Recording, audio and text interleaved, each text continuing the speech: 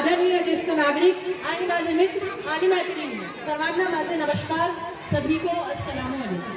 प्रजासत्ताक दिवस उत्सव हा भारतीय संविधानाचा महामानव डॉक्टर बाबासाहेब आंबेडकर यांना वंदन करण्याचा उत्सव हा भारतीय प्रजासत्ताकाचा समान हक आणि मूलभूत अधिकाराच्या प्राप्तीचा उत्सव हा भारतीय लोकशाहीचा स्वातंत्र्य समता बंधुता न्याय ही तत्त्वे रुजविण्याचा उत्सव हा भारतातील प्रत्येक नागरिकांचा तुमचा माझा आणि आपल्या सर्वांचा अशा या मंगल उत्सव प्रसंगी उपस्थित आजच्या कार्यक्रमाचे अध्यक्ष गावातील ज्येष्ठ नागरिक आणि माझे देशबांधव आज 26 जानेवारी भारतीय प्रजासत्ताक दिवस हा दिवस आपण भारत देशाचे एक राष्ट्रीय उत्सव म्हणून उत्साहात साजरा करीत आहोत। मित्रांनो 15 ऑगस्ट 1947 रोजी आपला भारत देश इंग्रजांच्या गुलामगिरीतून स्वातंत्र्य झाला। पण स्वातंत्र्य मिळाल्यानंतरही देशाला खरी गरज संविधानाची होती।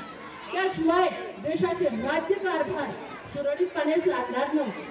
आपल्या देशात सर्वांना सुद्धा समाधानाने शांततेत जगता यावे म्हणून संविधान निर्मितीचे महान कार्य सुरू झाले। डॉक्टर बाबासाहेब आंबेडकर या महामानवाच्या अध्यक्षतेखाली नेमलेल्या मसुदा समितीने 2 वर्ष 11 महिने आणि 18 दिवस अथक परिश्रम घेऊन देशाचे समृद्ध संविधान तयार केले।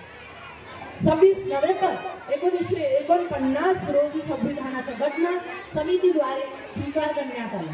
भारतीयांना संविधानाची पहिली ओळख या दिवशी झाली। मी भारतीय राज्यघटनेशी निगडीत काही महत्त्वाची गोष्ट फार कमी शब्दांत आपल्या समोर मांडू इच्छिते। भारतीय संविधानात 395 कलमे 22 भाग आणि 12 वेळापत्रके।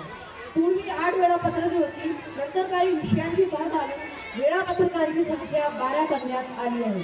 ऑगस्ट 2021 पर्यंत राज्यघटनेत एकूण 127 दुरुस्त्या करण्यात आल्या आहेत।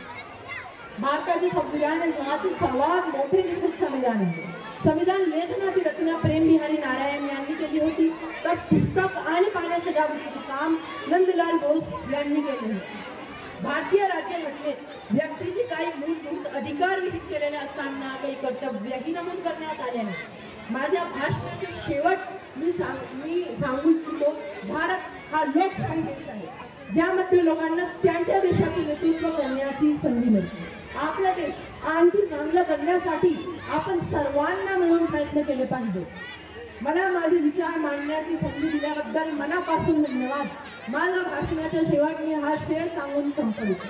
कोई हस्ती कोई मस्ती कोई चाह पे मरता है, कोई हस्ती कोई मस्ती कोई चाह पे मरता है, कोई नफरत कोई मोहब्बत कोई लगाव पे मरता है, कोई नफरत कोई मोहब्बत कोई लगाव पे मरता है। ये देश है उन दीवानों का, ये देश है उन दीवानों का, यहाँ हर बंदा अपने हिंदुस्तान में मरता है। जय हिंद जय भारत।